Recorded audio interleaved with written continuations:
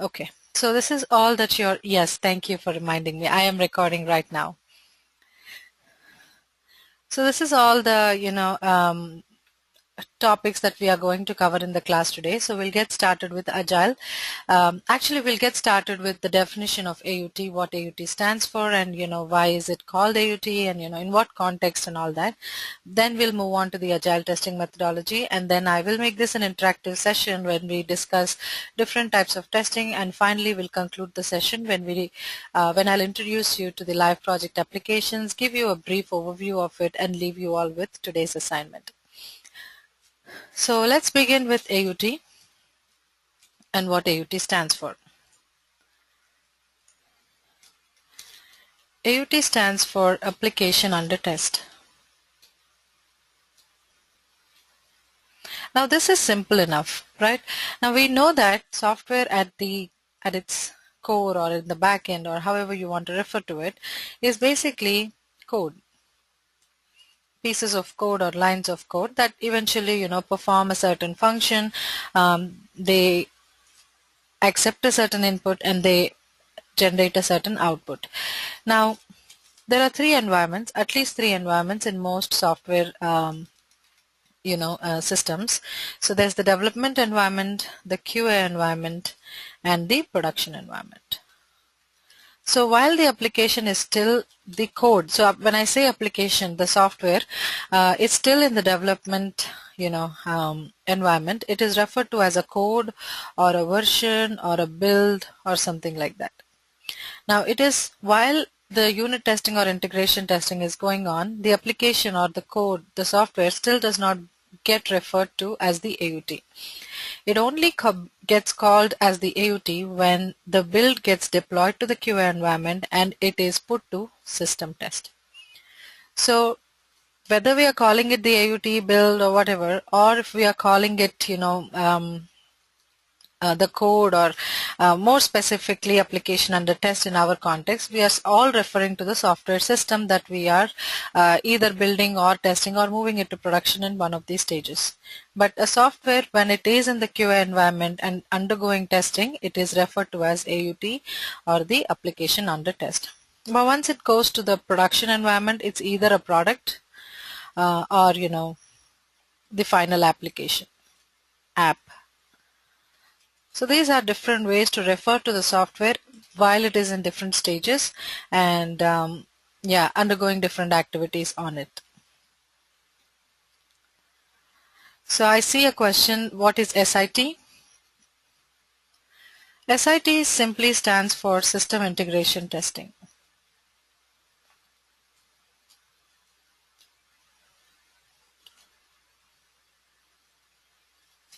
So this is synonymous with the regular integration testing that we talked about yesterday. So there is not a lot of difference. But when we say system integration testing, sometimes in very specific situations, it might mean that the integration of the entire system has happened and you have to test it as a whole. At that context, it might slightly mean a black box kind of a nature, but in most cases you can use the term integration testing and system integration testing interchangeably. Okay, and Surbhi's question is, so in development system it is created, in quality system it is tested, and in production live work is done. Yes, absolutely correct.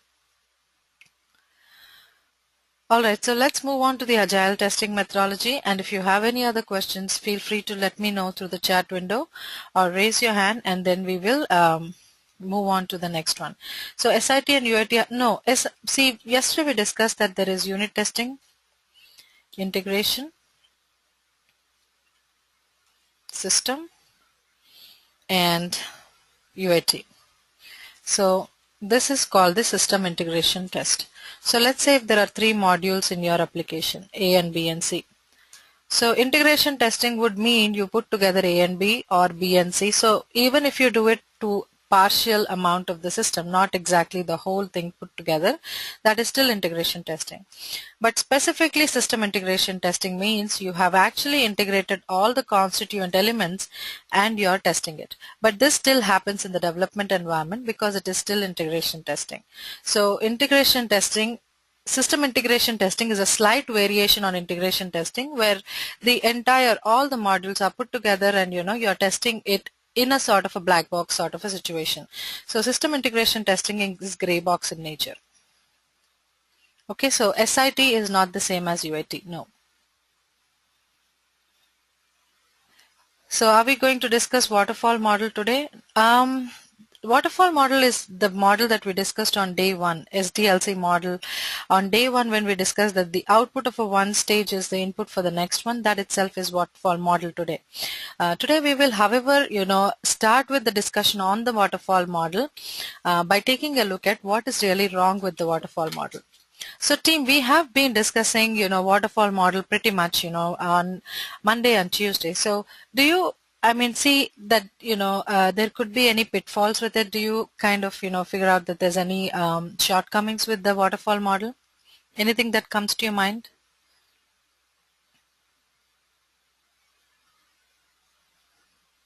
It's too long. Okay, that's a fair point. Yes. Anything else? Okay, so yes, to actually start with the point that Sohini has contributed, the waterfall model projects are too long. The smallest waterfall model project, even if you take the minimum scope, they take at least 6 months. So on an average, each phase in a waterfall model, it takes 1 month. Now let's consider this scenario. I've done with the initiate in January. In the month of February, let's say we do the define phase. In the month of March, you say, design, code. So while the coding is happening, so this is April. Thank you, Sohini, again. We started with building 10 requirements. So if we start building with 10 requirements and for some reason the client says, hey, you know what, in addition to 10, I need one more or two more, or I don't need work on one or two, I need to like descope this. So what started as 8 requirements, if it has to come as, what started as 10 requirements, it has to be, cut short into 8. In any of these cases, whether you want to increase the scope or decrease the scope, you will have to go back, revisit to your initiate model and start. So basically there's not a lot of flexibility in the waterfall model. That's number one. And as Tina said, client comes only in the beginning and the end. So in the middle, so if we are looking at an average of 6 months, only in month 1 the client would be involved. So the client would be involved in the product in the month of January. Again come June when the deployment is happening, or slightly before the deployment, that's when the client comes back. So if in these 5 or 6 months, if significant changes have happened to the business, and if significant changes have to reflect in the product that you're building, that will in effect represent your business itself, that kind of inputs from the client are completely ignored in the waterfall model. So these are the two major pitfalls. So one is it is time consuming. Two, if there is any descoping or increasing the scope, that sort of thing that needs to happen, it does not have a lot of flexibility in it. The third problem is that the client is not involved in the process for a significant period of time, which can be really risky when we are considering the business. So these are 3 major pitfalls. And Surabhi says that in the waterfall model, there's nothing mentioned about testing until 5th stage. Yes, but that is a risk only, or that is a concern only for at the stage of team members. But for a business itself, that probably is not that a bad a feature. But yes, that also can be a pitfall. However, the process itself is correct. As I was saying yesterday, unless you have the business requirement, we cannot move on to the functional ones. Unless you have functional, you cannot, move to the technical. You cannot code it.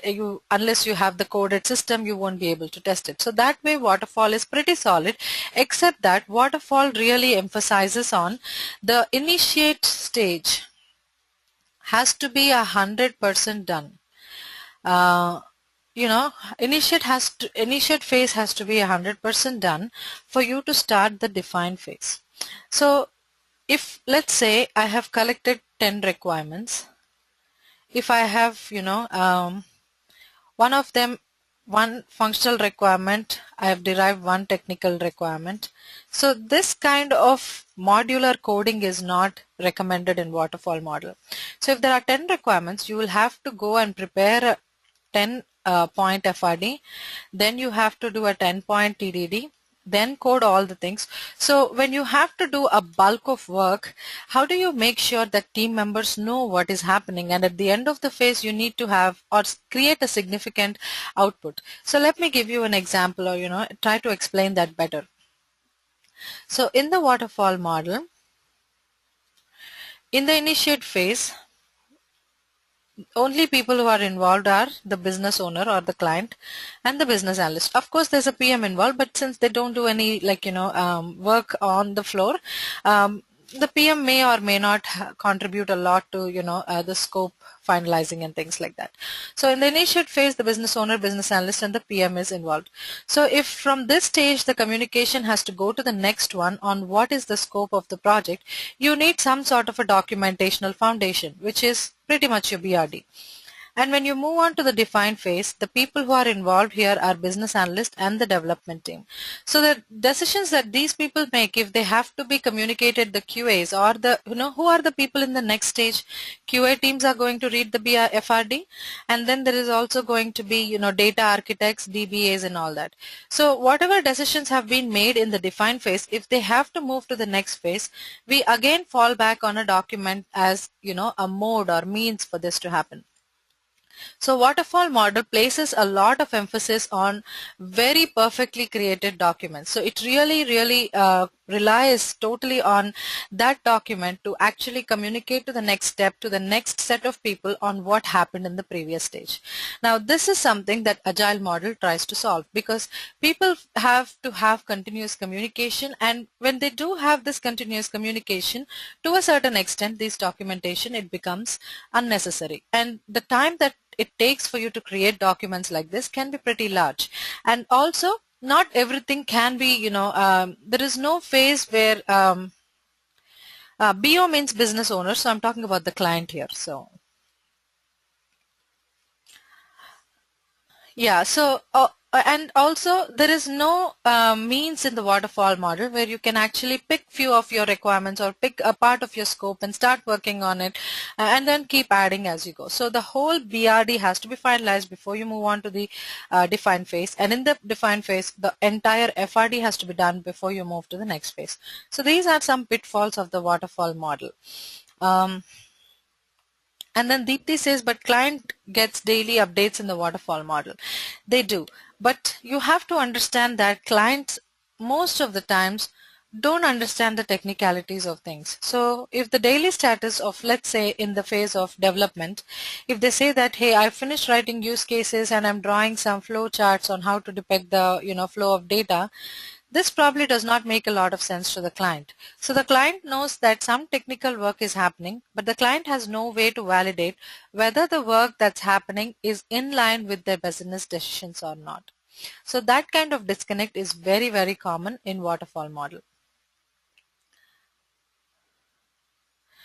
So what if the client realizes that he wants to make changes in the BRD at the time of define phase? Then how does it work? Then you'll have to go back to the initiate phase, rescope it, get your requirements back, and start again. So yes, that if you may, I mean, in fact, if it happens in the define phase, it's even better because you haven't proceeded further. But imagine what if the client realizes that they need to make few more changes in scope once the project reaches the code phase, in which case you'll have to go back and restart all of it. So that lack of flexibility is a major issue in the waterfall model. So, and also, as I was telling you earlier, the minimum time that, even the smallest waterfall model takes is 6 months. And 6 months in this current day is actually pretty long. And as I was telling you yesterday, like mobile applications and applications like Facebook and all the social networking systems, if you see, things happen very rapidly. So they have releases as frequently as 2 weeks or maximum of a month, once in a month at least. So if any of you have like the YouTube application or the Hangouts application installed on your machine, you would see that every fortnight or so there will be an update available, and they'll tell you to reinstall or update your software. And if you next time when such update notices come, click on the release notes and see what's happening. So either they'll tell you that it's bug fixes, or they'll tell you that a new feature has come up. So things are happening pretty fast. So early on the strategy was to pile up all the changes that needs to happen to your software. Say if there's a bug that needs to be fixed, or if there's a new feature. So they used to pile up all this work and make it into a big release and have one release once in 6 months. But that model has changed because of lot of competition in the market. So today in the current day, for especially businesses like social networking, it is not important to have a perfect product, but it is important to have a product in the market on a certain date. Otherwise, the competition is so huge that they probably will miss out on a great business window. So that is why agile model is very perfect for businesses like that. Now, in the agile model, the very first step is the same. There is always the business requirements, or the requirements in general. The requirements, so agile model, it has its own vocabulary, it has its own language. So the model that we are going to talk about is called the Agile Scrum model. And here let's start with the business team composition. So we talked about how there is a disconnect in how data is flowing in the waterfall model, and that disconnect is solved by the BRD, FRD, and all of those documentation. Now, in the Scrum model, the Scrum team comprises of the business owner, so the client. There is a business analyst. There is a Scrum master. So Scrum master is similar to your project manager in the waterfall model. The Scrum Master also does not belong to a development team or a testing team or any of that. Is Scrum a type of agile model? It's just Agile Scrum model. So yes, it is an agile model. So there's business owner, there's business analyst, there's a Scrum Master, there is one or two developers depending on the size of the project, one or two QAs depending on the size of the project. And then there are, if there's a data architect or database administrator required, there will be one or two people, one of those technical people on need basis. So a Scrum team, according to the Agile Manifesto, cannot consist more than should comprise of anywhere between 5 and 9 team members. So you see here the team is small, and here it is called a Scrum team, and there is no segregation of whether it is a development team or a testing team. So the development team will not have its own development lead, the testing team will not have its own testing lead. So it's all just one small team. So this is the composition of the Scrum team. Now let's take a step back and try and talk about the business requirements. So basically there are requirements. Requirements are common for any kind of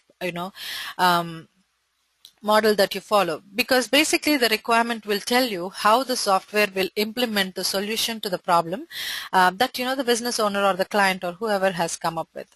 So usually requirements in Agile Scrum model are called user stories. So user stories are, again, Agile is a lean model. It is very, very lean, and it is very, very fast.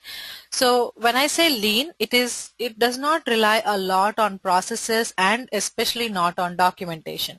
So the need on documentation is very, very diminished when it comes to Agile model.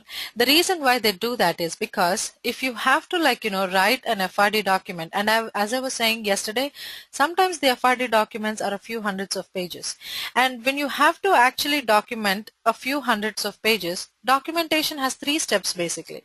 One is where you have to actually author the document, then review the document, send it for approvals and sign off, and then you sign off or provide an approval on the document, and then the document is finalized. So to have, or to make sure that all of these constituent steps are followed, it is very hard to have like a time efficient solution when you are following the process where you write like elaborate documents. So in Agile, the user stories are one line pointers of what kind of requirements you need, and these user stories, they come from the Scrum team. So they're not necessarily Scrum come from the client. Of course, the client will give the requirements of what the business needs. But if there's a bug, so the tester will say, hey, as a tester, I feel like this bug should get cleared. Team, can you hear me? Okay. So Deepthi, try and see if that is something only you are facing. Okay, so coming back, yeah, so the one Scrum team, what they do is they will tell you according to each one. So that is why it is called the user stories. Each one of these Scrum team members is a user, and that user will tell their point of view on what should be a part of the system. So I'll quickly show you an example of the user story. So here you see this guy is saying, as a project manager, I want all Spotfire reports. So this is one from one of my previous projects that have Minerva services.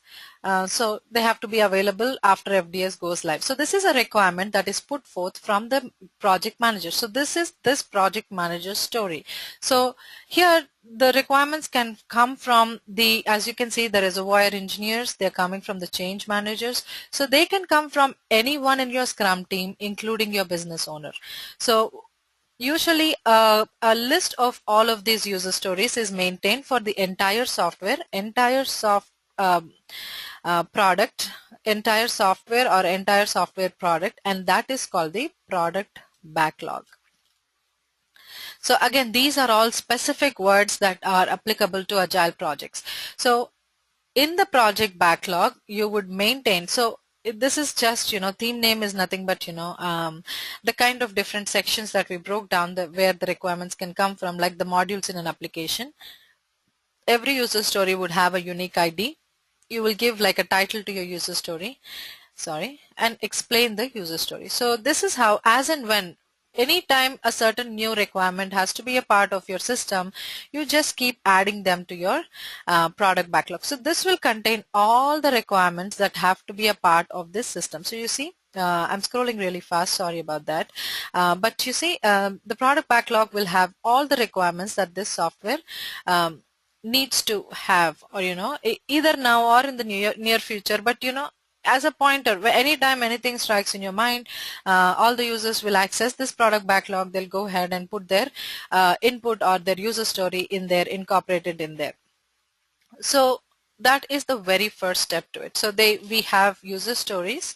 So user stories are nothing but requirements, but they are much more informal in nature, and they all go into the product backlog. Now, in the product backlog, if you see, does it have a particular, no, it does not have a particular format. You can just come up with anything you like. So that is why Agile is a lean model. Agile does not emphasize on any standards, any, particular formats. It says that if a particular strategy is working for you, just work with it. So Agile is not really about creating a trace or having, how do I put it, having like, documented approach to anything. It's just different companies follow different agile models. You can just have it any way you like. The product backlog is the document that you're seeing, yes. So once you have this product backlog, what happens is, so in the product backlog, as you can see, there are many requirements, and this requirement number is not constant. It can grow, or something might get descoped, which means there is a good chance of, the number of user stories going up or down. Going down is very rare, but they definitely always, keep getting increased. So let's say you start with 1,000 user stories. So right now in this document itself, I'm thinking I have close to 180 user stories. So if I have to start developing all 180 user stories at one point of time and then test them and then deploy them, that is what will take me a considerable amount of time. So in addition to tackling it all at once, what Agile tries to do is it tries to prioritize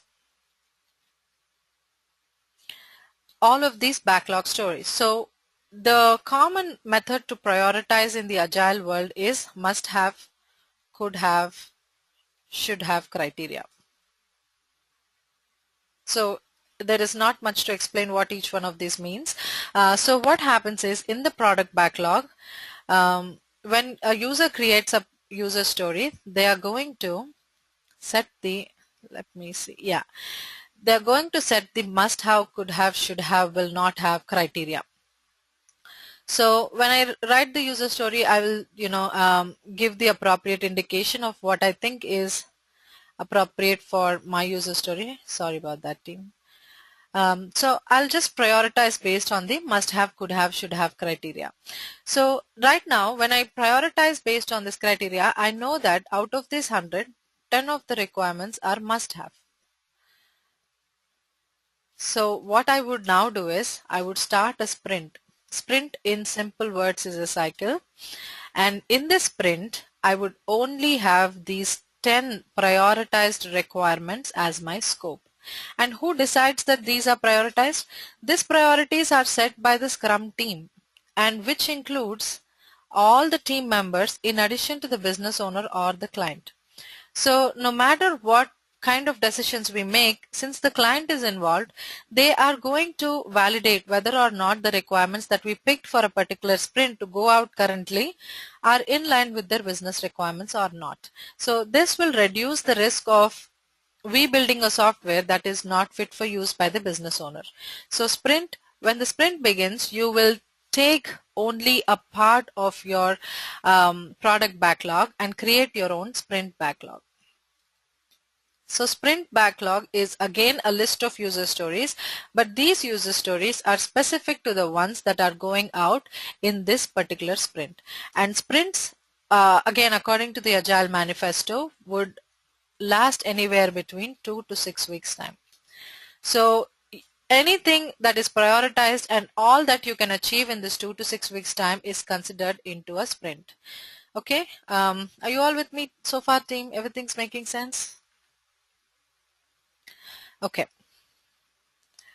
so I'm just going to erase that. So far we know that there are user stories, there's a product backlog, and in that the prioritization happens, and then you pick out a few of the must-have ones, or prioritized user stories, and make that as a sprint. Sprint can range between 2 to 4 weeks time, 2 to 6 weeks time. And you see, 2 to 6 weeks, and in comparison to 6 months, do you think that is a huge difference? Don't you agree? So that is why Agile is a very rapid or fast process. Yes, so the sprint backlog has all the requirements before we begin it into sprints. You're correct. And also, since, sprint 1, I would pick like 10 requirements. Sprint 2, I would pick the next 10. Sprint 3, I would pick the next 10. So what I'm doing here is my whole work is 100 requirements, but I'm breaking down into iterations. So that is why Agile is a rapid model, it is an iterative model, and it is a lean model because you don't really focus on the documentation. Now, if we don't focus on the documentation, especially as testers, you might be wondering, how do we write test cases? Because there's no FRD, there's no BRD. How do we know what is happening? How do we know what is the scope? How do we know, what to write our test cases based on? Agile tries to solve all this by effective communication. So let me give you a working model of how Agile projects go on. So usually in the beginning of the sprint, so when we say the beginning of the sprint, you will have, your backlog or the user stories that are going to be a part of this sprint. So at the beginning, there is going to be something called the sprint planning meeting. So the initiation of the sprint will start with a sprint planning meeting. And in this, the Scrum team, the entire team would participate. And then you would develop a strategy on how we are going to approach the building, how we are going to approach the testing. So in addition to strategy, you'll also come up with dates and timelines and, what kind of deliverables is expected. So instead of writing a test plan document, a project plan document, a BRD, a FRD, this one sprint planning meeting will serve as an all-in-all orientation for everybody who are part of the Scrum team and who are part of the sprint on what we are doing, on what dates are we doing, and what is expected. So this one meeting, it lasts about half a day or, sometimes even one day, but that is a necessary investment because otherwise you would have to write the documents, you would have to send them for reviews, you would have to again communicate among each other. So all that hassle is avoided by actually having everybody sit down in a conference room and discuss all these details. So that's day one of your sprint beginning. From day 2 onwards, what happens is, in the first thing in the morning, the Scrum teams, they have what we call the Scrum meeting. So in the Scrum meeting, people will go over one after the other, and each one will give a status of what they are doing. So what has been accomplished, what is planned, do they need any inputs, or are they running into any issues? So each one will spend, say, about 5 minutes and say, hey, this is done and I'm planning on moving to the next one. These are the inputs I'm looking for, and if they have any issues, they can let the team know. If they don't have any issues, they can just move on to the next person. Now, the effectiveness of the agile model completely depends on keeping the team size small. So if this team size, let's say if it is a 10-member team or a 15-member team, the Scrum meeting is not going to be done in 15 minutes. You will have to, you will have to actually extend your time. And in everyday Scrum meeting, the business owner is also involved. The business owner is involved throughout the process. The business owner is a part of the Scrum team. So this way, the Scrum meeting happens and everybody, this avoids sending out, again, lot of status emails and everything. So this is how every day they work, and Scrum teams, they also maintain something called a Scrum board. Now this is also from my project. So what we do here is we have this, IRM is the name of my project. So in the Scrum board, so this is in one of our conference room where our daily Scrum meeting happens. So in the morning when the Scrum meeting happens, so in the beginning of the sprint, during the sprint planning meeting, what we do is we write the user stories in these sticky notes, on these sticky notes, and we actually did a simple color coding, like all the green ones, they belong to a particular section of the application. The blue ones belong to a section, the orange and blue. So we kind of color coded different modules into these sticky notes, and we write each user stories, and as soon as work begins on it, depending on the progress of a developer or a tester, we kind of take that particular sticky note and move it to the next section, which is the work in progress section. Now once the work is done, we take that user story and move it back to the done section. So this way we keep again, maintaining of statuses, sending of emails to a minimum, and make sure that the overall status is visually displayed to the team, and that way we can track the progress. But then if we take a detailed look at what happens inside a sprint, so if you have 10 requirements inside a particular sprint, let's for example say 4 weeks. Now in the 1 or 2 weeks, the business analyst will still work on creating a business model or solution. So here, again, the FRD creation happens. Again, not the documentation itself, but some sort of strategy gets built. And the business analyst will forward this information to the developer, who would, of course, as an inbuilt activity, come up with a functional requirement or a use case, and then come up with a technical implementation of it, and then they will move on to coding it. So once that's coded, this moves on to the QA team, and then it gets deployed. So inside an agile, it is basically a mini waterfall. So that is why it is called a mini waterfall model sometimes, but other than that, in a particular sprint, the work process, other than that it depicts closely to the waterfall model, there's not a lot of similarity between these. So that is a few basic details. Yes, it is much faster. So 2 to 4 weeks is like pretty much, sometimes we have sprints that are like 2 weeks long, and it is really very, very fast.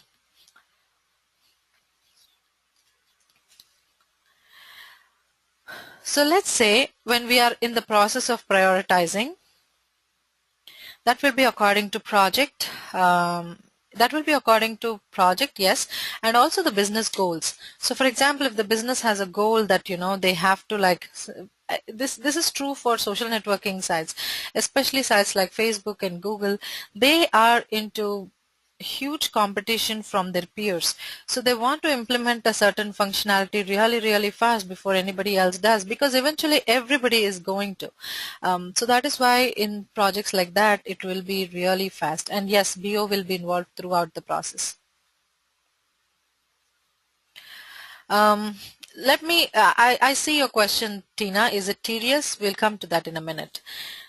Now, let's say in the process of prioritizing, instead of 10, I have prioritized 30 requirements or 30 user stories.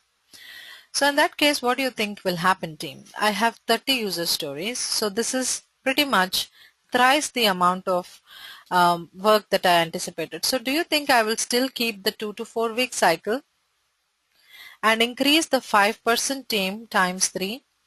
Or do you think I'll keep the 5 team member ratio intact and I will increase the 2 to 4 week timeline by 3? Do you think 1 or 2 is a viable solution in Agile? 2, okay. 1, okay. Actually, it is neither.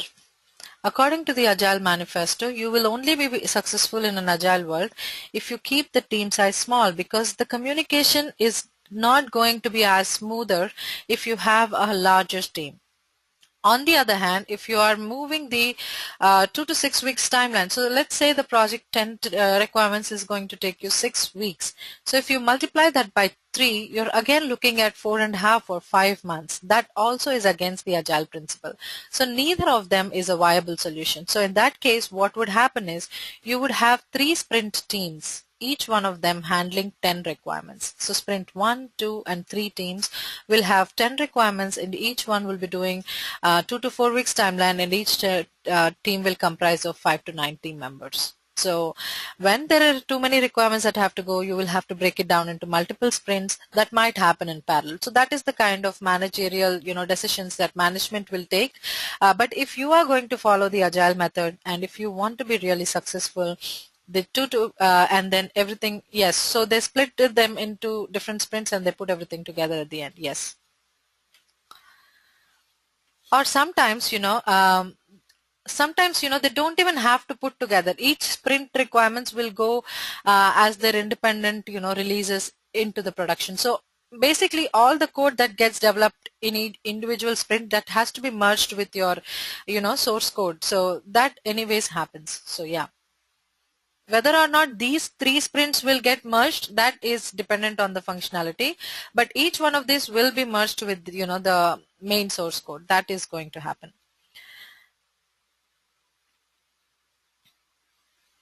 So if the product backlog is in the sense the BRD, since it contains all the requirements, doesn't that mean you have the whole BRD finished before we begin the dev process?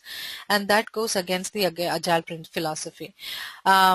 This is a document that is not prepared at one point of time. So if, like, for example, a sprint is, going on, that is actually a good question. Let me tell you. So let's say these are all my requirements and I have like 100 of them. The last one is 100. So right now, let's say the current sprint is going on.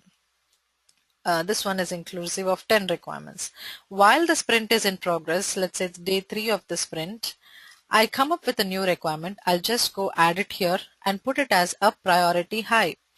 So if this is a priority high, this will get picked after this sprint is done. So that is in a matter of 2 weeks time, this one, the one that has gotten added at the end, that will be picked fast. So this is completely aligned with the business rules. So if a business needs something today, the maximum delay that the business will expect is 2 weeks as opposed to 6 months. So that is the thing. And if your question is about, do we have to have the entire product backlog documented before we start? No, the product backlog can keep changing. So we start with, what we have right now. So if you don't have the product backlog, if you just have 10 requirements to go with, then in that case your sprint backlog and the product backlog will be the same thing. Does that make sense? Okay.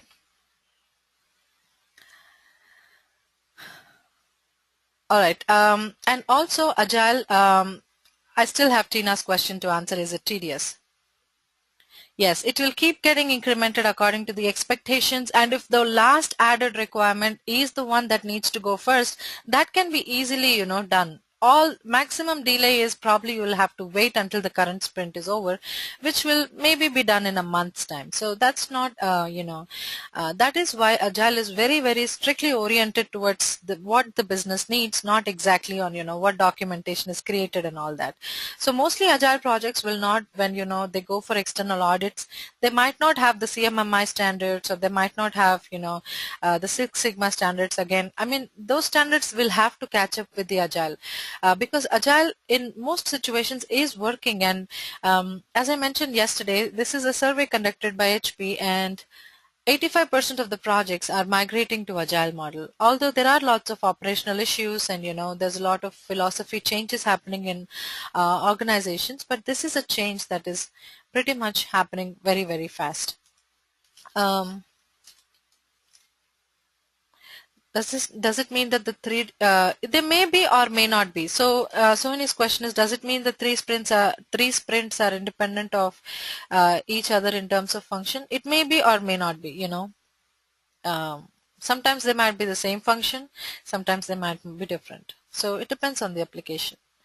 So it could be that BA get a new idea when he saw how the first sprint moved. Yes, they can absolutely get a new idea, and they can always implement it.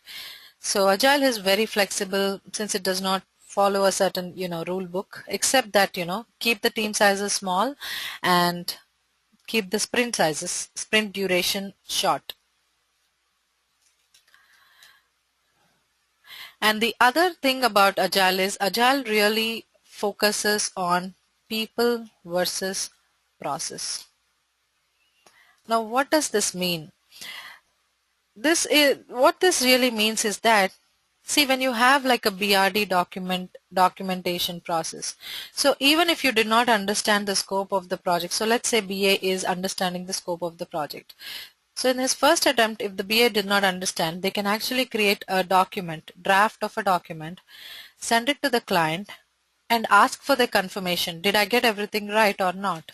So if the client says no, few things have to be added, the BA can go back and add it to the document, keep sending it until you have a finalized scope document or a finalized BRD document. No, we don't do that. No. Once the source is combined with the, once the source code is combined, do the QA do a test? Probably a basic test, but not so much. So probably no. Sorry about the digression. So I'll take all your questions at the end.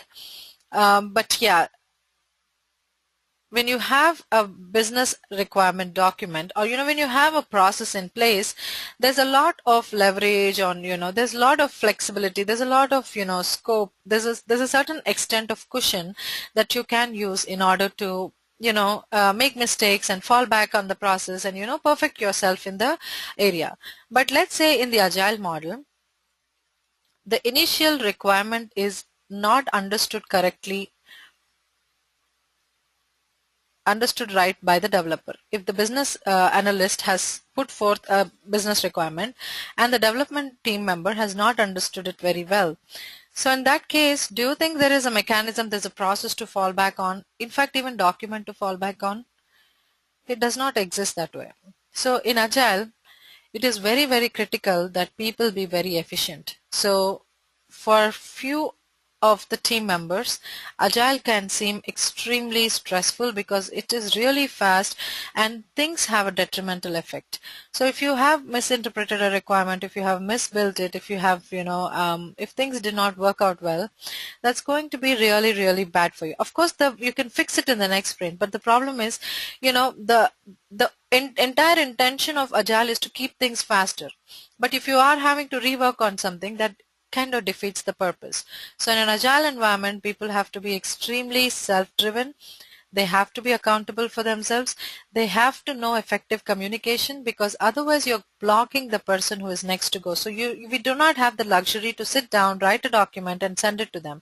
So you don't have that much time to sit and consider the possible pluses and minuses of what might happen, when you make a certain decision like you do. So Agile is completely people versus process. It is extremely fast.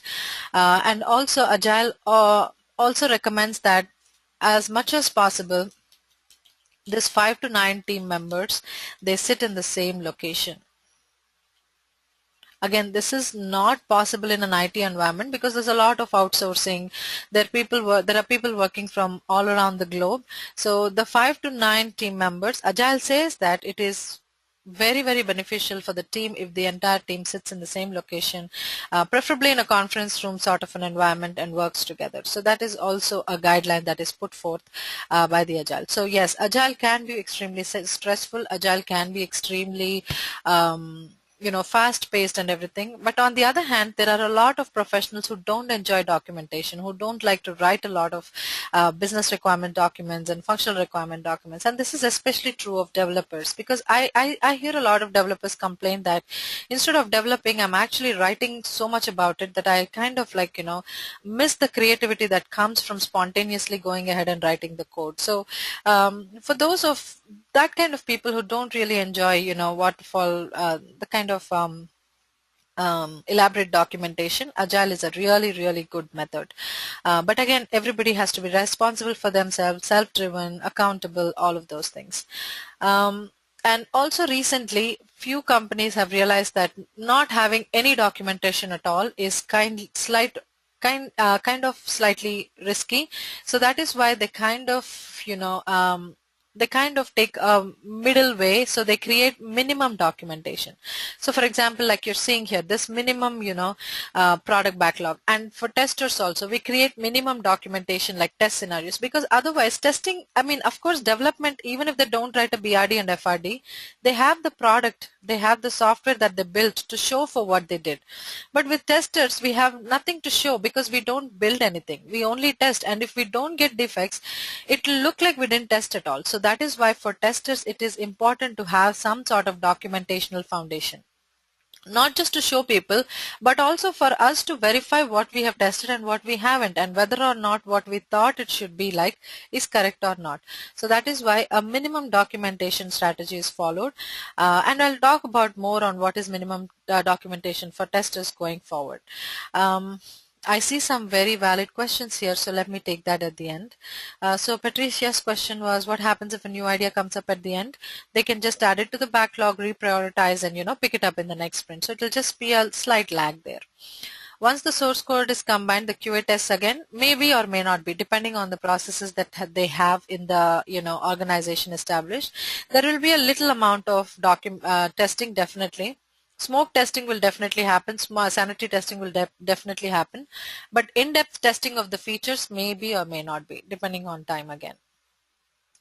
How is testing done in Agile? That is exactly what we are going to come next.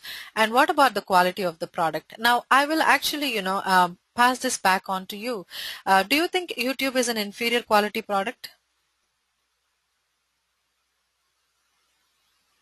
And YouTube is 100% Agile product. They do not have any documentation. They have daily stand-up meetings, even Gmail, all the Google products, all the Google organization, the way it works is totally Agile. So none of these products have an inferior quality, but then people have to be very responsible. I know that Google has a 1-month policy. They allow you to be there for a sprint, and if it does not work out, they replace their team. So that is why in Google, the hiring rate is approximately 100 people per day, but you will have to also consider the firing rate. It's that fast. So it really, really focuses on the people, the kind of people that you bring in. People have to be really fast to respond, and they have to really take the ownership. Say, for example, there's a business analyst. He creates a certain business model. And what if he makes a mistake? The whole thing comes crashing down, and they don't want any inferior quality products. So Agile is where you really have to bring your A game in, and then, it'll be extremely successful only if the team works as a collective unit. So that's the thing. Coming back to the testing. Now, there are two ways in testing happens in sprints. One is not so ideal, the first method, the method that I used to follow in my team. It is not optimal. So that method, will start with the first one. So let's say the sprint is 2 weeks long. So the first day is sprint planning. Day 2, the developer and the business analyst will sit together. They come up with, a plan, and they come up with an FRD or a use case, and they come up with a technical implementation. Day 3, they'll start to code, let's say. It'll take day 3 and day 4 to code. and day 5 to unit test and integration test and all that. So you see, this itself is taking the first 1 week. And then next you would be, I mean, QA is a reactive job. That's something we have to remember always. So if this is week 1, in week 2, until you come to week 2, you pretty much have nothing to do. So in this week 1, you probably will create a little bit of testing documentation. Like test scenarios and all, but since we still did not talk about test scenarios in the class, I'm not going to discuss in great detail what scenarios are at this point, but you create a little bit of testing documentation. But since Agile is lean, there is no point in writing elaborate documents, so this will take probably 2 to 3 days or maximum 2 days. Again, even if you are like optimistic, it might take maximum 3 days, which means we are sitting idle for another 1 or 2 days. And for some reason, if the code does not has some delays in coming to the QA environment, if the code again take 1 or 2 days for delay, we are sitting idle for the majority of the sprint, and this is not a good plan. And sometimes this works. Sometimes what happens is the QA will test here. The QA will actually, the process of testing is the same. We know what the requirements are. We identify, how to test, and then we actually perform the the actual testing itself, the dynamic testing part. So this is one way. In this case, what happens is the QA team members, they work on more than one projects. So while this project is in the development phase, we will be performing the QA for a different sprint or a different project. So this is how you can keep the QA team engaged. At the same time, we can make sure that the sprints are happening as they are intended.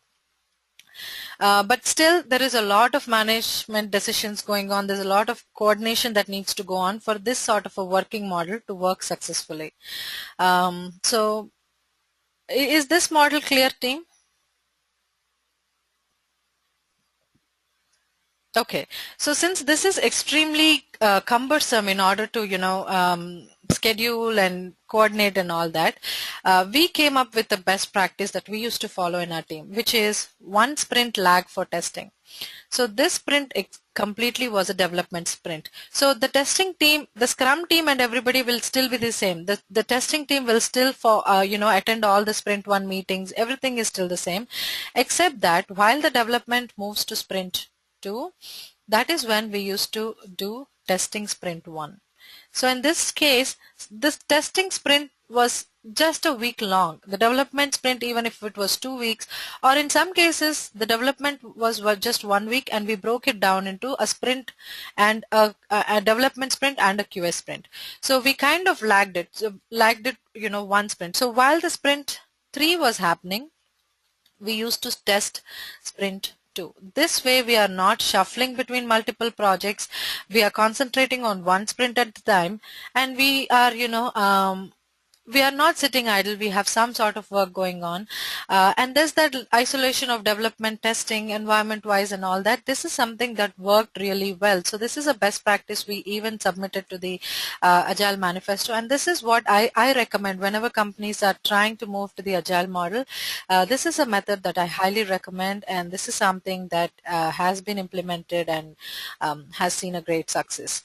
And with models like Sprint and Agile and all, there's a lot of flexibility for change. So if some strategy does not work for you, you can go ahead and change it into any way you like. But this is really, it would get a 5-star rating from it. It really works. And the other thing about Agile, one last thing about Agile that I wanted to let you all know is that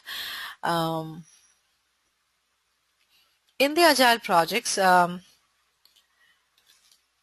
what was that? Okay, we'll come back to that later.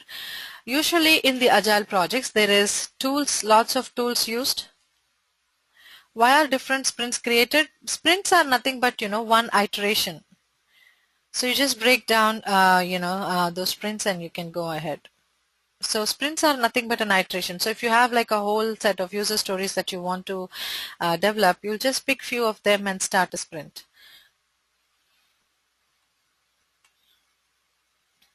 And is there a name? No, there is no name for this. You can actually call it anything you like. I would call the later part the the lag, one sprint lag rule. Only one QA for the whole sprint? Yes, usually there is one or maximum two QS, but just there will also be just one or two developers. So it's very, very light. Yes, like cycles, yes. Sprints are like cycles. So there are a lot of tools used in Agile, like, to maintain the Scrum board, to make it easy, and all that. So the tools like Agile HP, Agile Manager, Jira Agile, and version 1, Rally, all of those tools try and make the management of Agile projects easier. So when we move to the tools part of the class, that's when we'll see this. And then the thing that I wanted to discuss is about who chooses whether to go with Agile or the waterfall model. That was a question I got yesterday, and we'll discuss that right now. And does it have a definitive flow like waterfall or V model? No, except that it has few rules. Like I said, you will have a product backlog, you will have a prioritizing criteria and all that. But other than that, it does not have a definitive flow. So is always Scrum team involved, or is there another type of team involved? There is another team, which is the operations team. So Scrum team is one team, and then there is the operations team who will take care of the deployments and everything. So again, there will be the other supporting teams like database teams, and all of those supporting teams, they get involved.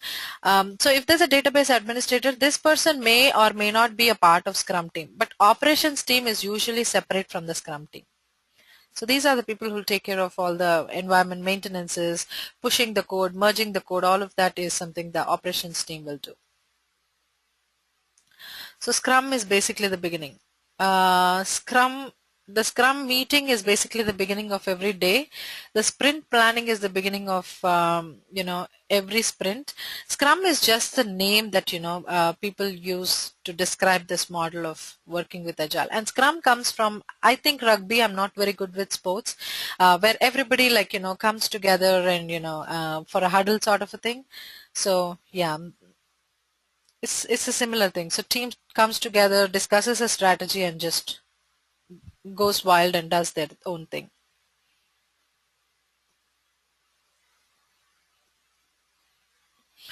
Now the other question was, how do we decide whether to go with an agile model? So they know a little bit about everything. Yes, they know a little bit about everything. They're basically experts in their area. So if there's a developer, they're very good at their own development, but they kind of get to know what's happening in the business end. They know what's happening in the QA end. So yes, it's a collective effort. Now the question is, how do we decide whether it is agile or waterfall model that we are following? So anything comes to your mind, team, when this question comes up? Do you think there are any factors project manager decides the time that we have? Okay. For faster projects, it's agile. Okay. Actually, it is the nature of the business. Now, let's say Facebook or Google Plus. I have implemented a feature to upload a photo or a picture or something like that. And this feature was developed in 2 weeks. And after 2 weeks, when it goes live, it's not working. Would you, I mean, of course, I would be annoyed with Google Plus or Facebook when it does not upload my picture, but I don't mind it. I mean, it's okay, right? It's not an earth-changing thing. But on the other hand, you have a banking application, or you have like your social security maintaining, that kind of application. And then they implement the transfers in like a week or so, and this is not working. Or, God forbid, there is a problem that will, give out the secure information of the client, or there is data corruption or something like that happening. So banking, hospitals, health insurances, all of these kind of businesses, they need a lot of deliberation. They need a lot of, strategic thinking, analysis of what kind of results this might, come up with, and all of those things for which agile model is a perfect fit, because you kind of perfect each process and move to the next one. So that is why for businesses where it is critical to have a perfect product, even if it takes longer, their agile is a waterfall model is a better fitting model. But if the nature of the business is where it is extremely competitive, you would rather have a product even if it's not working perfectly well, but you would rather have that feature incorporated, and you would rather work on it on a rapid basis, then agile is a better model. So yeah, the kind of businesses that prefers waterfall model is, as I said, the banking, the healthcare applications. There are lots of diagnostic applications. All of these models, they completely rely on waterfall. And the ones that are much faster and all that, they rely on, yes, insurance also. Mostly, again, not all applications in insurance will follow a waterfall model. Sometimes they might follow agile model also. Agile model, it will be also, if businesses like this are following agile model, it will be when they have the base application ready and they have minor changes to make on it. So in that case, they might still, follow the agile model, but when they have to create the basic implementation, I would say, I would actually recommend going for waterfall, because there's a lot of analysis, there's a lot of documentation to fall back on. So it's not exactly, a person or a certain factor deciding which model to use. It is the business that basically demands a certain model. Some businesses are extremely easier to build using a certain model. For other businesses, the agile is a better fit. Yes, so it is according to the business model. So that brings us to an end of the agile discussion, team. Any questions, anything that did not make sense so far, you want to discuss? We can do that now.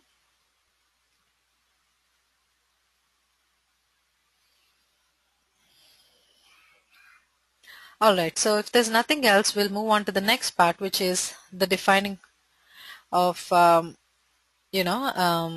different form of testing. So regulations also have something to do with deciding. Um, what kind of regulations? So generally, what is the timeline for a waterfall model? As I said, even for the smallest one, it takes 6 months. I've worked in the waterfall model in, a few of my earlier projects, and the QA itself was at least a month or a month and a half. So that was a lot of time. So all product companies use Agile? No. There is no saying that all product companies use Agile. No.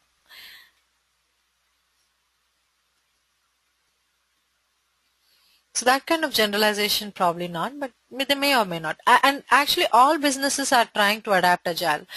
Um, so even the traditional ones are trying, but it will only depend on, is it to reduce cost?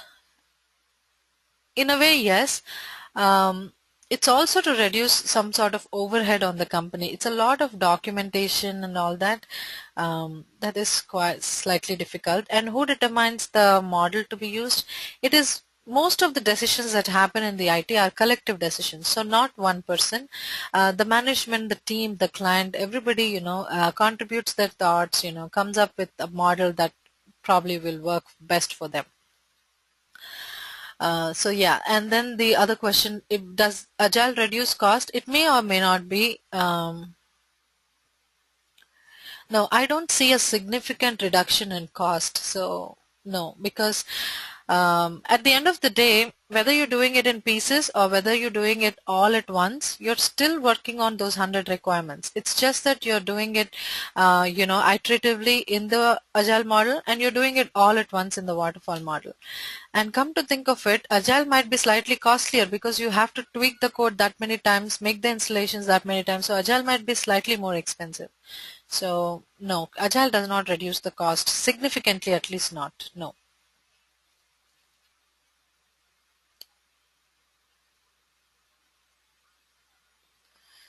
For healthcare industry, there are many, yes, with healthcare, there are many regulations, and so with banking also, there are lots of, bank-to-bank rules, and there are like, there's like, yes, the whole statutory rule thing, yes. So yeah, that is also there. Is it okay to they say that the Scrum team took, so there is no different Scrum team and Sprint team. Sprint is just that cycle, Scrum team is there together throughout. So yes, the Scrum team first comes together, there will be a sprint planning meeting, and then the development happens followed by testing. You're right. In Agile, they build it by unit and the integration goes very fast. Um, Actually, that is where Agile sometimes falls short, because when you integrate two modules of code, unless the analysis is done very well, the whole system might come to a failure. So that is why in Agile, the people who are performing that analysis, they have to be extremely knowledgeable about the system. So yes, things happen really fast and it is stressful for people. I wouldn't say, I mean, 2 to 4 weeks is what Agile says, but I would always recommend teams that they have little bit of cushion and plan so that there is at least little bit of buffer time. So that yeah, but then yes, integration does happen fast. Do you have any material on Agile? Actually, we have material on a lot of things. We have, on our website, in fact, we have a lot of content on all the topics. I'll actually send you, the links. Yesterday, I sent you the link for static and dynamic testing. I'll do the same for Agile also, but there's a lot of reading material. So does the integration go last? Okay, sorry, I read your question wrong, I guess. Yes, integration. Usually, in Agile, as I said, there is going to be an operational team, and this is called the DevOps integration. So at the end of every sprint, development and operations team come together and they merge this branch code, which is, the part of the code that was built as part of this particular sprint, and they merge this code with the main source code. So this is an activity that is done by the DevOps. They perform this activity. Once they do this, they will quickly do an integration testing and then they deploy. So this is a collective activity, and this, yes, that's a good observation. It does happen at the end.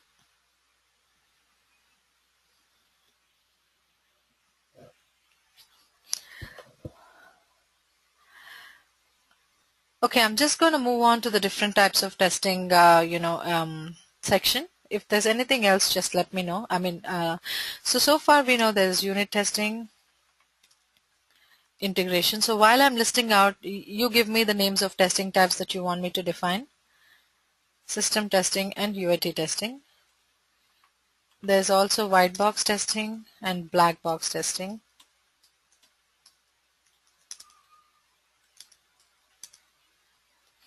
Usability, that's a good one, thank you.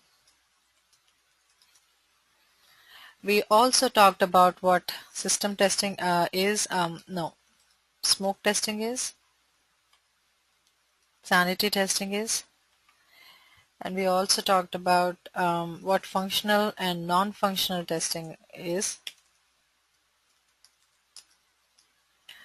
Component testing just means testing just one part of your system, so there isn't a lot to that. The ones that I am going to, SIT, we talked about it. It's just integration. Yeah, thank you. So verification and validation, are they testing? They're constituent parts of testing, but not variations of testing, so no. Yes, we also talked about alpha and beta testing.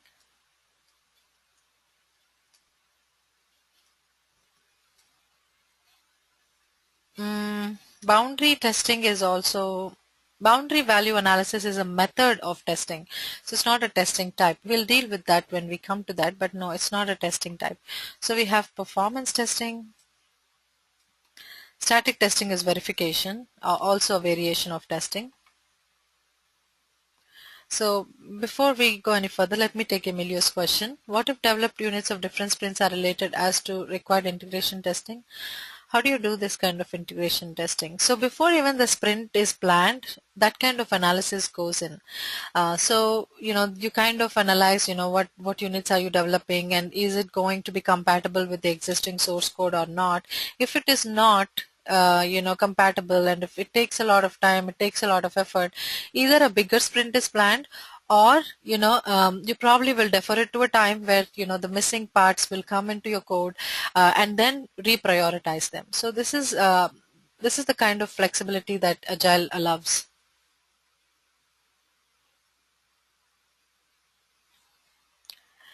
Then there is stress testing, load testing, security testing. Thank you.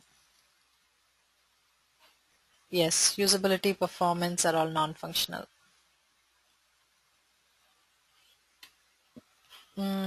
Security testing. So there's also regression testing. This is something that's important to learn.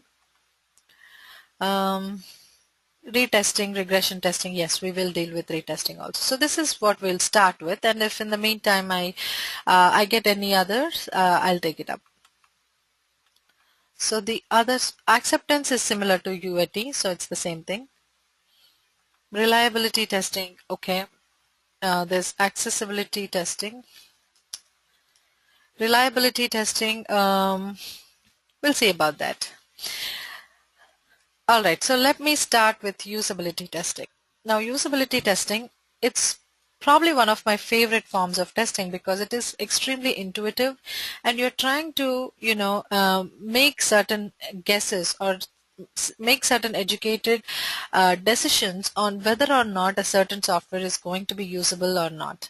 See, if anybody remembers in the Safari or, in the iPhone Safari, browser, when you enter the URL, the next button is actually the cancel button. The go is somewhere in the keypad. So usually this created a lot of problem because people, after they enter the URL, they think that the next button is the go button. But the go was in the keypad when you had to key in the details. So this is the sort of confusion that usability testing tries to solve. Because we as as users, we find some things useful, we find that some things are extremely difficult to manage on the site. So usability testing tries to answer three questions. One is the ease of use. Now you will have to remember that the ease of use will depend on the expertise level of the user. So if it is the first time using Microsoft Excel, let's say, you will definitely find it very, very difficult. Of course, not very, very difficult, but at least you will take some time to, find your way through it. But if you have been a user of Microsoft Excel for a while now, you will probably not figure out that you're using it, and it will become an automatic process. So usability testing tries to measure how easy is it for a software to be used. And the second thing is it will also try to measure how easy is it to learn. Now this is an example. Again, I'm going to sound lame when I say this, but I'm still going to go ahead and say it. When I used Facebook for the first time, I didn't know how to use it because there was a wall, there's a messages. I was like, how is a wall different from a message? What is all this? But then the next time I logged in, it kind of felt very, very natural, and you kind of like, go with the flow. So even if something does not make sense at the very first go, if the people are ready to, if it is easy enough, if it makes that kind of comprehensive sense so that, people are going to fall into a habit of using it, then your website is, it has a greater chances of being used. And the third thing that usability testing tries to measure is how satisfactory is your experience. Now I know this for a fact that there are some applications, especially the ones that are still under building. You probably will be able to perform the operation that you went there for. For example, we have this site back in India. It's something that will help you pay utility bills and everything. It's the eSeva site. So in the eSeva site, you can pay the bill, but it is extremely frustrating because there are not meaningful messages that show up in the middle, and when I click on some button, sometimes it works, sometimes it doesn't. It'll only work in an IE environment. So it does what it's supposed to do at the end of the day, but the experience is completely, unsatisfactory, and I would rather pay the utility bill going to their location than use the site one more time. I mean, of course, they are improving a lot, but that's the state of things, and that's the example that comes to my mind when I talk about software that does its job, but it is extremely painful to use. Now, the problem with usability testing is all of these all of these three things that usability testing tries to measure are things that are not measurable. How can you say something is easy to use or difficult to use? You will have to choose the right demographic group who will perform the test for you. Again, easy to learn. How satisfactory is it? These are things that you cannot give a rating or number to. It is very, very hard to come up with a strategy. So usability testing is difficult to strategize. It is difficult to conduct, it is difficult to draw results, and it is difficult to make, definitive conclusions. It is difficult to draw definitive conclusions based on the raw data that you receive from a set of users. So, but then it is basically talking about how easy is a site to use. And usability testing, it relies a lot on the intuition of the people and their expertise with having used a lot of IT systems and all that. There are a lot of third parties companies that perform just usability testing. So if you have a site, if you want to see how well received it will be by your customers, you can actually hire that third party usability testers to give you an analysis on how well your site is and how usable it is and all that. So it is a really, it's not technical per se, but it is very insightful, very interesting. And if you have if you have a special interest in design, and if you pay an emphasis to how things are organized on pages, this is probably one of the branches that you want to venture out and explore. In this area, one of my favorite person's articles to read is Jared Spool. You can simply Google him. He's the usability guru. His articles are very, very knowledgeable, insightful, and interesting. So there's an article about 300 million dollar button. So if you go to any of these e-commerce sites, they first they give you an option whether or not you want to register before you want to make the payment. So before that option was introduced, it was mandatory for people to first register, create a user ID and password, then check out. So that button actually having that register button in the previous page has actually costed businesses around $300 million. But once that registration was made optional, people were more open to use the sites to make purchases. So one kind of design change, one sort of usability change can be very, very instrumental for businesses. And I know I'm going on and on about this, but this is really a field of extreme interest to me, and if this interests you too, there's a lot of scope in this area because there are very few people who are interested in this sort of stuff. There are very few professionals in this area, so definitely give this a go. And the next thing that we will talk about is performance testing. Performance testing, as we talked about yesterday, is a non-functional type of testing. It will tell you on whether or not your application, your software meets the performance needs. So performance testing, also like every other form of testing, starts with requirements. Now requirements will always come from the clients, but for performance testing, it comes from a more technical group like your network specialist or somebody like that, because they'll tell you that, hey, you know what, for a network of this size, it will be best if the site comes up in less than 2 milliseconds or something like that. So they will be determining the performance parameters, and performance testing is all about checking whether or not things work. Now performance testing, the important thing to know with performance testing is the intention. Why are we performing this test? The intention of performance testing is only to gather statistics.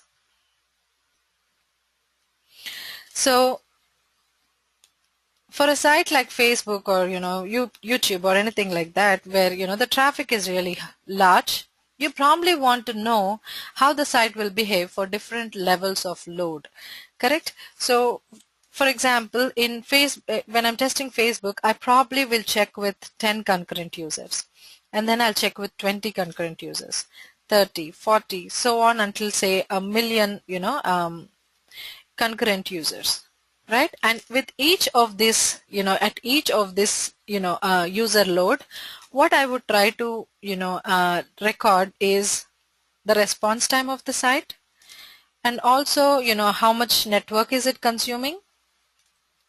And if there are any other statistics that I want to gather, I would gather here. So the intention here in performance testing is not to break something, not to do anything malicious. You are, gradually increasing the load just to check, just to note down what the performance parameters are. So this is just for an FYI basis, for your information basis. This is just to know how your site will behave in different conditions going live. Now, performance testing, there are variations to performance testing. That is load and stress testing. Yeah, so in the load testing, what you would do is, load testing is especially, it is not related to concurrent users or anything. It is loading your database to 500 records, 1,000 records, or if, it is a site like YouTube, you would put like, I don't even know how much content YouTube has. Let's say 1 terabyte of data and 10 TBs of data. So you are here, concentrating more on the load. So again, with load testing also, the intention is to gather statistics only. The intention is again to gather statistics. But here we are gradually increasing just the load. And the load sometimes can also be the user load, but it is not exactly confined to the user load. So any sort of load, whether it is the memory overload or the people, the database, anything that you go ahead and gradually start increasing, and load testing is performed until the break point. You would see when things will start breaking. So that is your intention of load testing. So you are going to gather statistics, at the same time you will try to find a breaking point where things no longer start to work. So that is your load testing. And coming to stress testing is again a variation of load testing to a certain extent, but stress testing is performed wherever there is a limit.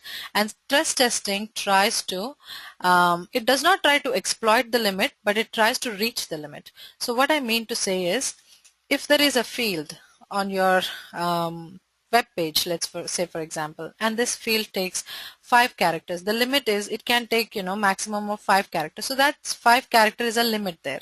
And if there is a database and it can take like 500 records, so 500 is a limit for this database at this point of time. And let's say if there's a site, and it takes like 100 concurrent users. So 100 users is a limit. So there are lots of limits that exist in your software. The point beyond which the system is not supposed to react, or it's not supposed to work. So stress testing would be to just take that limit, which is 5 characters in the first case, 500 records in the second case, and 100 users in the third case. And these 3 people, we would subject the site to these 3 limits, and here we are not trying to gather any statistics. There's only one decision that we are interested, and that is a yes or no decision. Does the site work when I subject this this field to the maximum limit? Does it work when I subject this database to the 500 character limit, 500 record limit? Does this site work when I subject it to the 100 user limit?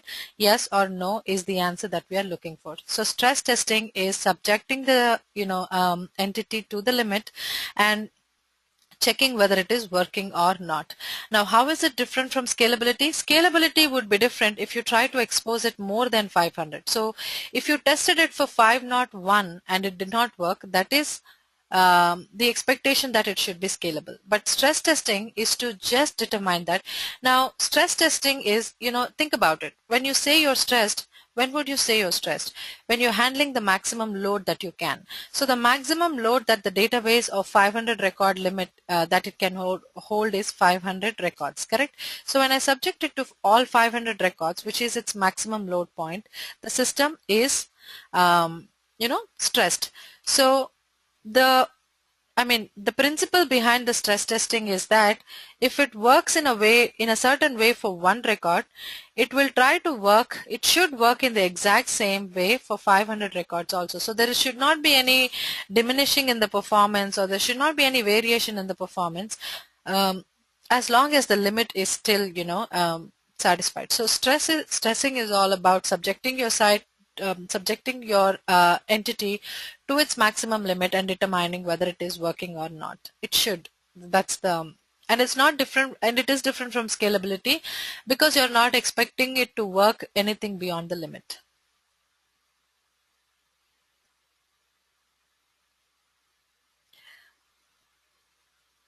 Yes. So reaching for the limit and still testing. So that is stress testing.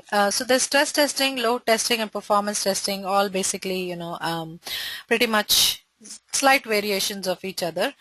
Um, and performance testing, especially whether it is load or stress testing, also in some cases, cannot be achieved manually. One is because you will have to monitor some, the network, statistics. You will have to monitor, what is the network usage, what is the, if it is creating any congestion or all that.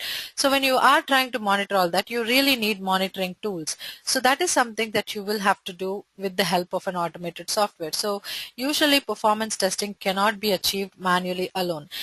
Because see, if you are trying to have like 100 concurrent users, it does not make sense to have like 100 people log into the system and click things at one time. So it will be a waste of time, waste of effort, waste of infrastructure. Where are you going to get 100 people, and how can you consistently make sure that they're all clicking at the same time? So this is kind of a meaningless endeavor when you try to do it manually. So performance testing is extremely technical because you really need to have a little bit of an understanding on the network protocols and the way things are built, the way data goes on, the data packets, all that, you really have to have a good understanding on that. And another thing that performance testers need to have is the ability to program an automation software. Now the automation softwares are something like HP LoadRunner, or there can be other softwares like Silk Test Suite. There's a Silk Test Suite. There's also a performance testing tool, JMeter. So there's all of these performance testing tools that are available in the market, and to actually program them, the performance testers need to have a programming language foundation. So performance testing is extremely technical. For those of the testers in the class who feel like they're missing out on this sort of technical orientation, performance testing is a good field to consider as the next level of um, pursuit basically. So is load runner and load testing the same? Load runner is a tool, it's a software, and load testing is what that software will help you do. So for example, if I'm performing an addition in Excel, so I'm doing 2 and 3, and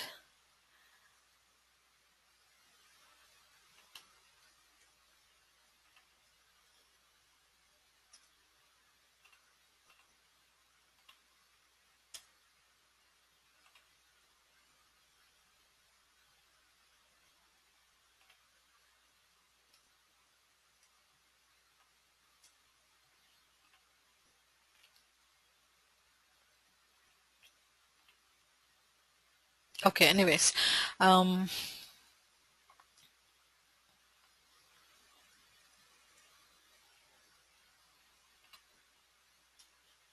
so here what I've done is I've added 2 and 3, I've added 2 columns and third one. So you cannot say that Excel is addition, right? So Excel is something that will help you do addition. Excel is a software. Similarly, Load Runner is a software that will help you do load testing. So load testing is an activity. Load Runner is a software that will enable you to do that. Okay. So the next thing is security testing, also very technical. Now security testing is basically performed. This is also so they do load or stress testing in sprint. Load testing and stress testing are also something that that will extremely get benefited when you do it like as a lag. Once one complete sprint is done, a performance team can actually do a load or stress test and then move it to production. So performance testing again, I'm telling you a best practice. Load testing or stress testing or performance testing, not all applications undergo these. Not all applications are load tested or performance tested. So performance testing needs have to come specifically from the client. They will have to tell you, hey, this is the performance that we are looking for and we want you to test it and make sure that it is these performance requirements are met. So performance testing might not be a part of every project or every sprint. But if it is a part of a sprint, it is recommended that there is a lag, just like we talked about in the sprint plus one strategy. So security testing is basically something that will determine if your site is hack proof or not. So this is also for an FYI basis to know if there are any security issues. Security testing has two parts. One is vulnerability testing, vulnerability checking or identifying, and the next step is penetration testing or hacking, white hat hacking or ethical hacking. Now vulnerability checking, in simple terms, it is something similar to a scanner. So this is something that we all have also on our machines. We have antivirus scans and all that. So what these scanners will do on your application is they will tell you if there are any potential problems, if there are any areas that look like they might be a candidate for potential hacking. So basically these scanners will let you know that there are shortfalls in your application. So only vulnerability checking will stop where you identify those vulnerabilities or potential problems that might eventually get hacked. So penetration or ethical hacking are the exploiting of those vulnerabilities. So if let's say certain area X is not as well built as it should be, what you would now do is you would either create a worm or some sort of a malicious program and try to penetrate into the system through this vulnerability that is X. So here the reason why you're hacking the system is to see whether or not it is secure or not. So that is why it is ethical hacking. So you're not doing it with a malicious intent. You're actually, exploiting that particular weak feature just to, enhance it, just for information on to see to what extent it can be exploited and all that. So there's two levels to security testing, and also as it is applicable with performance testing. Security testing also may or may not be requested by client. So it's not a mandate. Not all projects undergo security testing. Some of them do. It should all come from the client. So security testing is also extremely technical in nature, and security testers most of the time they have to work hand in hand with the developers. Because you will have to take a look at the code, the way networks are implemented, and all of those things. So security testing is also technical, and if you're interested, you can definitely try that area. Another thing with security testing is that sometimes, see, we do classify that load testing or stress testing, or for that matter security testing, are non-functional testing. But let me give you an example. So the ICICI or other banking sites, if you log in and leave them idle for 10 minutes, they auto sign out. Do you think that's a security feature? Yes, but do you not think that's actually a functionality of the application? It is both, correct? So sometimes it is not important to make that classification of whether it is a functional requirement, whether it is a security requirement. If there is a requirement that we testers can test, we should test it. So that is a lot of times there's always this confusion. Hey, that's not a functional requirement. I'm not going to test it. So that kind of attitude, is not going to help anybody. And the next thing is same thing is with stress testing. If there's a field 5-character limit, is this something that we can test or we cannot test? We can, correct? We don't need any extra, tools or anything. We know that there's a 5-character limit on this. If you subject it to all 5 characters and see if it's working, then it is stress testing. So if you can do that, whether or sometimes the boundaries on where functional testing ends and non-functional testing begins, that is not as clear cut as possible. So in that case, so if anybody will ask you, is stress testing functional or non-functional? For the most part, it is non-functional, but sometimes it is in cases like this. So next week when we go forward and when we walk through the functional requirements and all, you'll see that there are a lot of murky areas like this where you cannot say, hey, this is functional, this is non-functional. So that kind of clear-cut differentiation or variation does not really exist. The next thing is regression. This is extremely important for us, and while we are discussing regression, we'll also inbuilt talk about what retesting is. Now, it is hard to define what regression testing without actually, talking a little bit of about retesting itself. So let us say I was testing a particular feature, the compose email functionality of Gmail. So I was testing this feature, and while I was doing that, let's say my phone rang or something. So I kind of stepped away from the system. So here's what I did. These are the steps I performed. I got my email. I entered my text. I attached something. I clicked on send.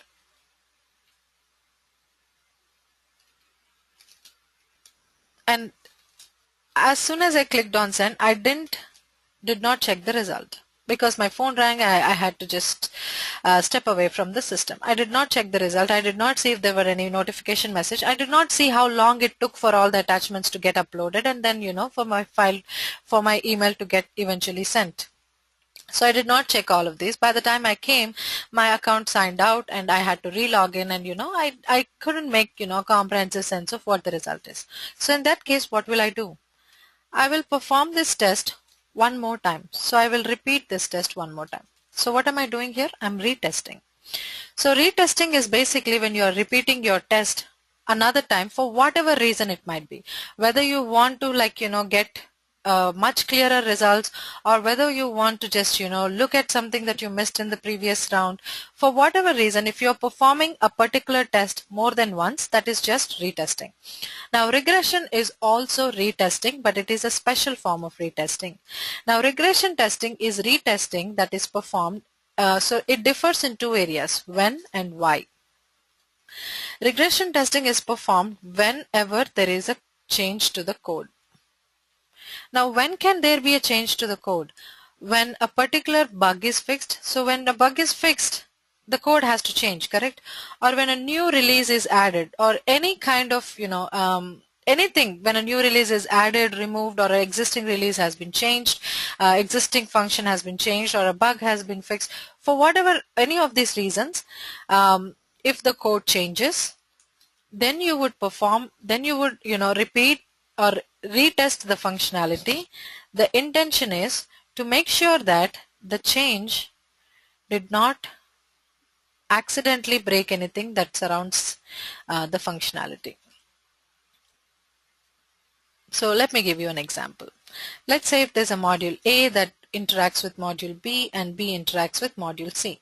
So if there's a bug fix that happened in module A, so there's a bug fix that happened.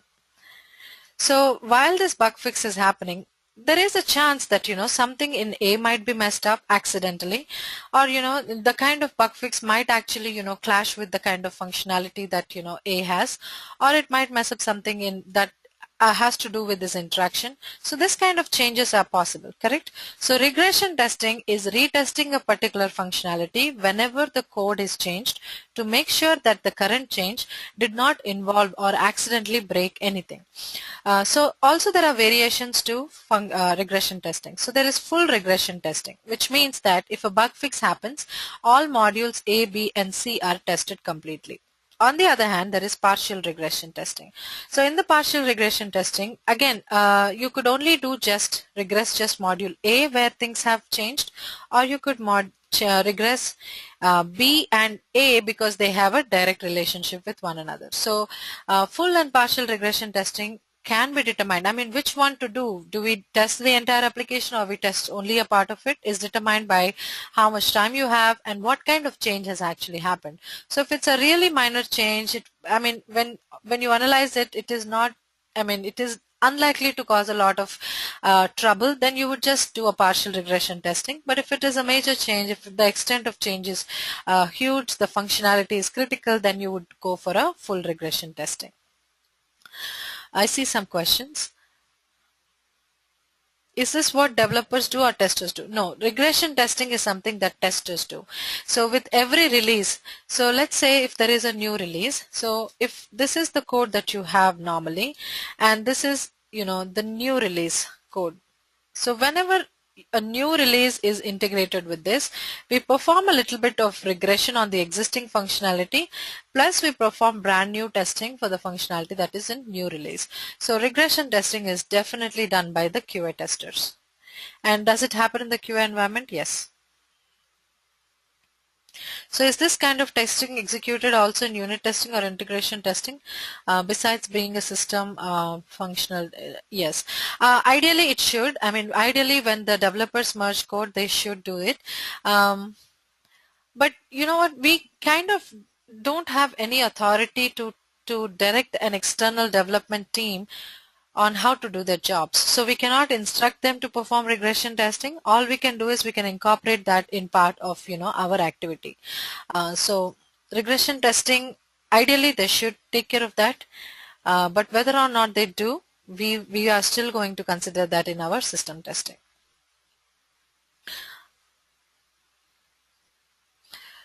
Okay, any other questions, team, on regression testing? So we'll see a lot more on it. I mean, we'll see about, how do we decide how much extent of regression testing to do? How do we, write test cases for regression testing? Do we write test cases at all or not? All of that we'll discuss going forward.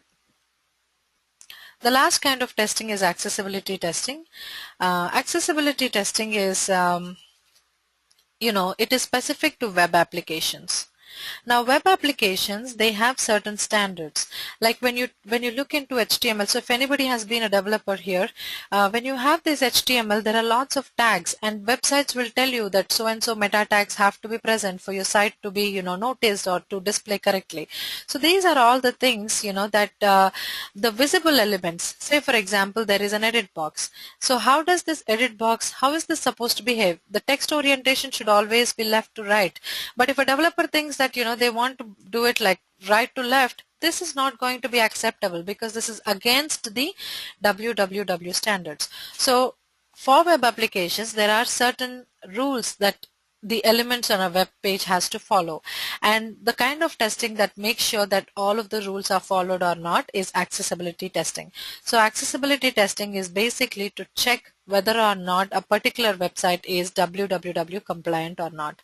Usually accessibility testing is not something that testers do manually. There are lots of tools wherein you just have to give your URL and it will give you a results, and it will tell you, hey, these elements are not in line, you might want to fix it.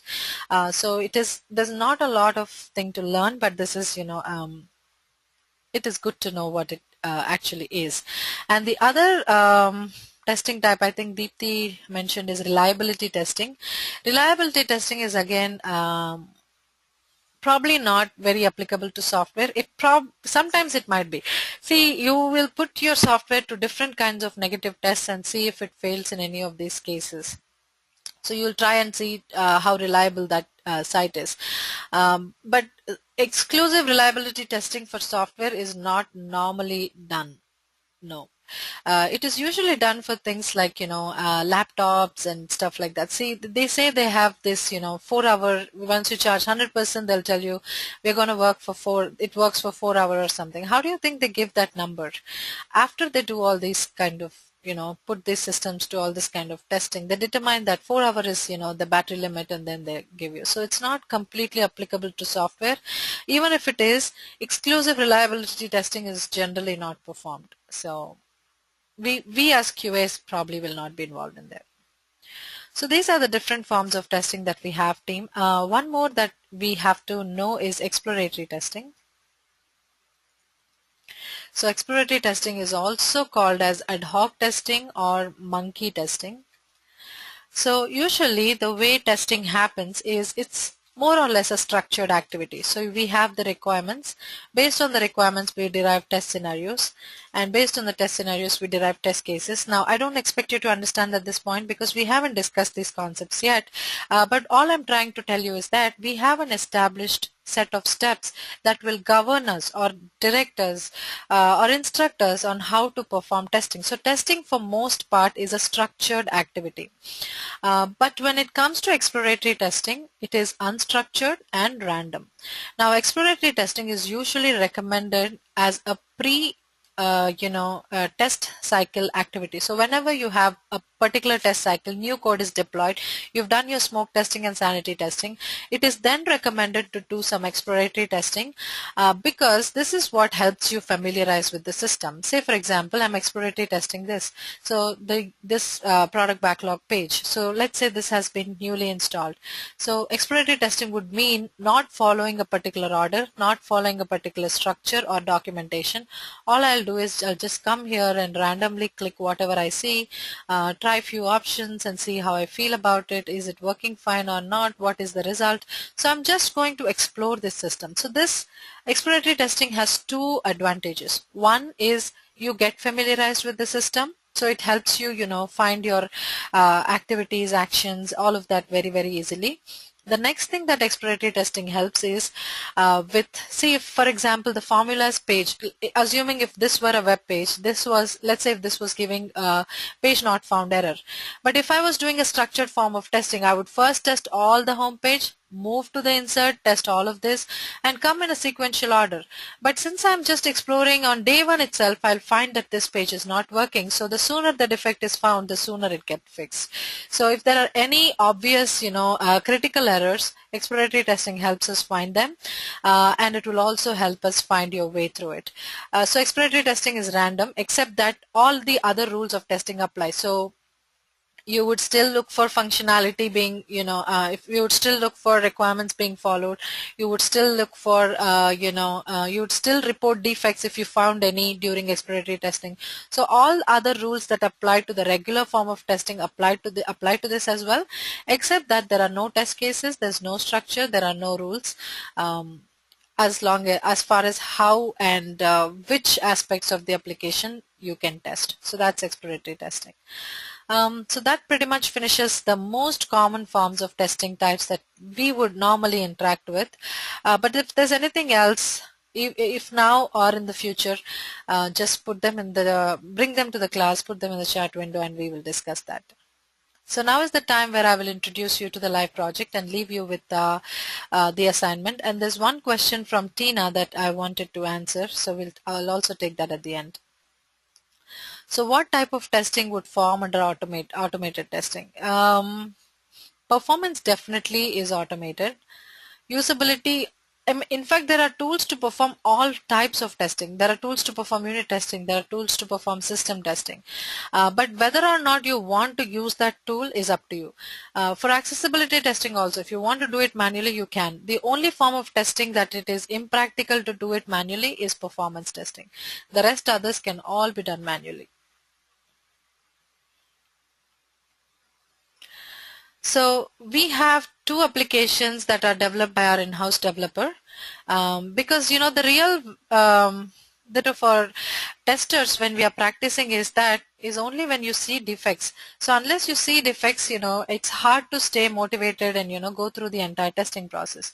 So to do that, we have two applications that are still under development, but they do have enough functionality for us to work for us right now. So there is an e-commerce site.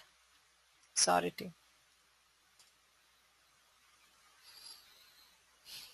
And there is a car dealership site. We have both of these. So you can pick any one of them. I would recommend working on them at one point of time. And once you're done, you can move to the next one.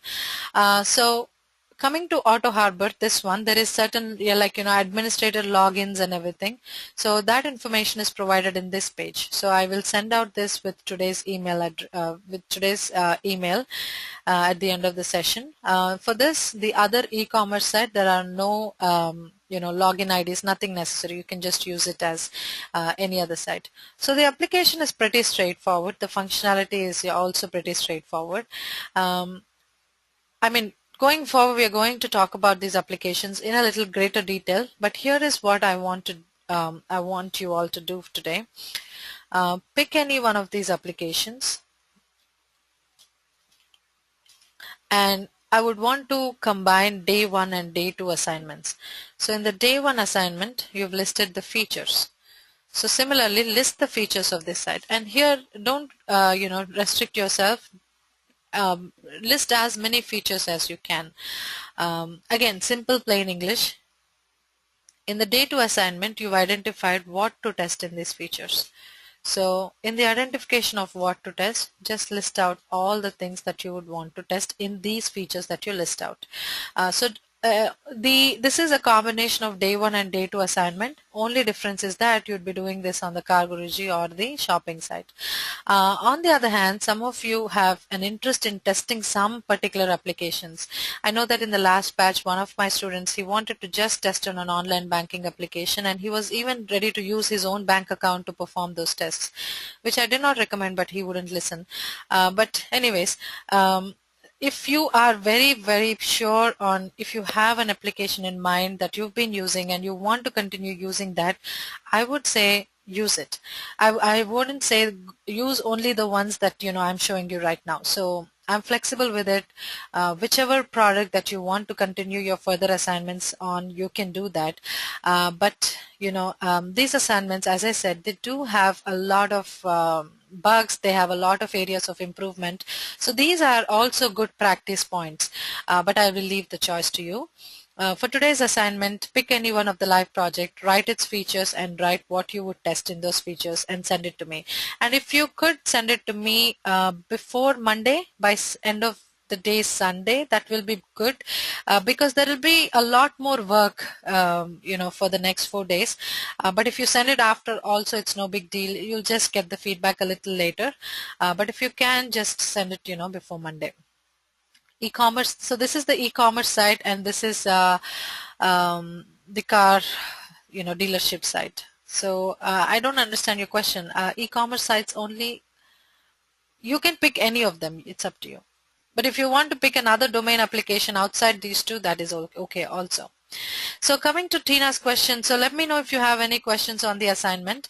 So I'll take Tina's question. So Tina's question was, she wanted to prepare for ISTQB and she wanted to know how far this syllabus is in line with any of the certifications. Now I would say that this class is oriented towards making you job ready. So this is the most practical guide to how testing happens real time and how we can bring up to speed in as little as 5 weeks. Having said that, when we are going for a formal certification like ISTQB or CSTE, CSQA, there's a lot of theory involved in there. So all that theory, the use value is very less, although we do include some concepts like stubs and drivers and all, which we think are elementary for testers to know. So that is why we include those things. But this syllabus is not exactly the syllabus that you would see for ISTQB. However, we do have the ISTQB study guide incorporated as a bonus material for this site. So you can use that. With that bonus material, actually we have a 100% pass rate in our class. Everybody who takes the certification makes it through. So to give you a straight answer, this class is not in line with it, and it will not be also, because it is not really very helpful knowing all the theory, and for most of us, we are beginners and it is very overwhelming. That is why we keep the theory to a minimum. But on the other hand, if you are preparing in parallel, if you have a question, you are welcome to either bring it to the class or send me an email and I'll help you with it. But the syllabus is not going to it's not going to be, this is not about ISTQB. Yes, they all pass the foundation level. So it's one of these sites, Remy. You can take one of these sites. So quick example, okay. So how important is ISTQB for the job? I don't know. There's a lot of point of views. But if you are a fresher with no prior experience, then I would recommend certification because, as I said, this class is a theoretical orientation. But if you feel like there are any, knowledge gaps in terms of acquisition of theory, then I would say go for the certification. It is also valued, like, in most organizations. So then it is definitely a kind of validation that you are a certified tester. So if you want to look at it that way, then I would recommend it. But if you are somebody who wouldn't bother with all that structured curriculum and all that, then it's up to you. So we have had it both ways. Some of the students have gone for the certification, some of them haven't. Either ways is fine. So here's what I'll suggest you. If you're trying for a job, keep trying the way you are. And in the parallel, if you feel like there's a need for it, you could pursue the certification aspect as well. So I wouldn't say don't look for a job until you're certified. So do both of them in parallel. So the features of this site is there's a view inventory. This will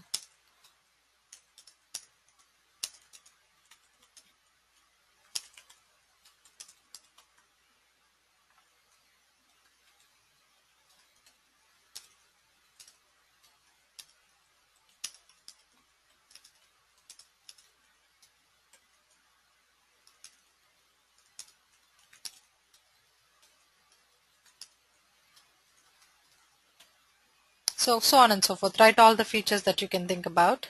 I mean, that you see and find on the application, and what to test. So if we are checking the view inventory, you would check for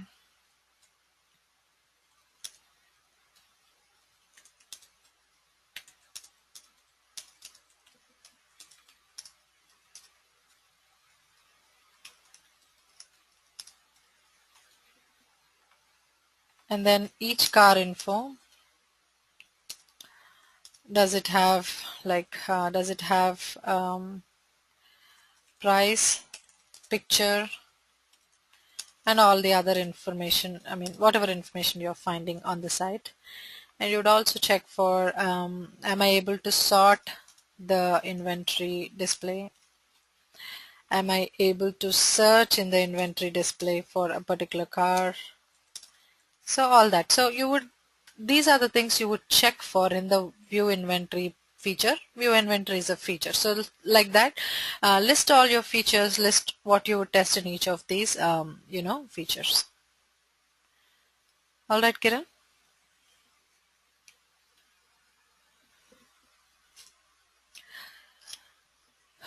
Okay, everyone. So if there are no questions, that's all we have for today.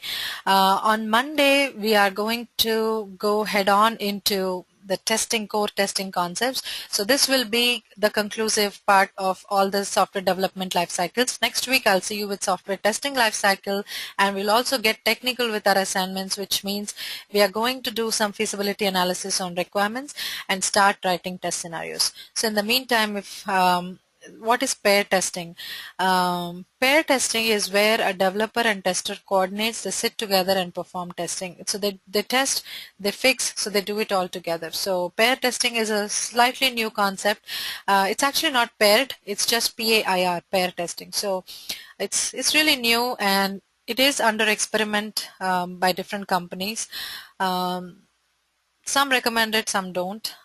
So we'll have to wait and see on how that works. But pair testing talks about developer and tester coordinating, working together and testing at the same time.